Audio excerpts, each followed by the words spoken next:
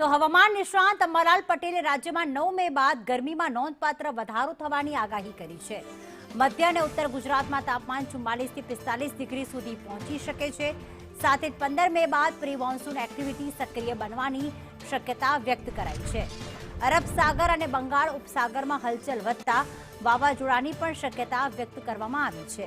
રાજ્યમાં 9 મે બાદ ગરમીમાં વધારો થશે, એટલે કે આજથી જ તેની શરૂઆત થઈ જશે તેવું હવામાન નિષ્ણાંત અંબાલાલ પટેલ દ્વારા આગાહી કરવામાં આવી છે। ખાસ તો મધ્ય અને ઉત્તર ગુજરાતમાં તો ગરમીનો પારો 44 થી 45 ડિગ્રી સુધી પહોંચી શકે છે, જ્યારે 15 મે બાદ પ્રી મોન્સૂન એક્ટિવિટી સક્રિય થશે। ઉપસાગરમાં હલચલ વધતા વાવાઝોડાની પણ શક્યતા। ધીરે ધીરે ગરમી વધવાની શક્યતા રહે છે, જેમાં મધ્ય ગુજરાતના ભાગોમાં મહત્તમ ઉષ્ણતામાન 44-45 ડિગ્રી સેલ્સિયસ જેવું થઈ જવાની શક્યતા રહે। આણંદ, વડોદરા અને લગભગ નડિયાદ આ ભાગોના ખેડામાં ગરમી વધુ પડી શકે। અમદાવાદમાં પણ ગરમી વધુ પડવાની શક્યતા રહે છે।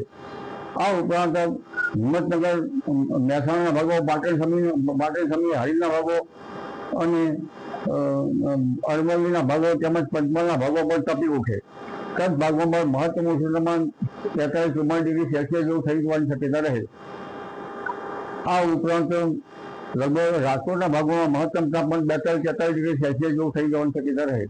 કચ્છના ભાગોમાં મહત્તમ ઉષ્ણતામાન 41-42 અને ભુજમાં તો વધુ થઈ જવાની શક્યતા રહે। 15 તારીખ બાદ સાનુકૂળ પરિસ્થિતિ ઊભી થશે અને 15-16 તારીખ આસપાસ ધીરે ધીરે 3 થી 4 ઓક્ટો ક્લાઉડ કવરનું રહેવાની શક્યતા રહેશે। એટલે હવે ધીરે ધીરે હમણાં તો ક્યારેક 360 ડિગ્રીના પણ પવનો થઈ શકે। એટલે હવે ધીરે ધીરે પ્રી મોન્સૂન એક્ટિવિટીની થવાની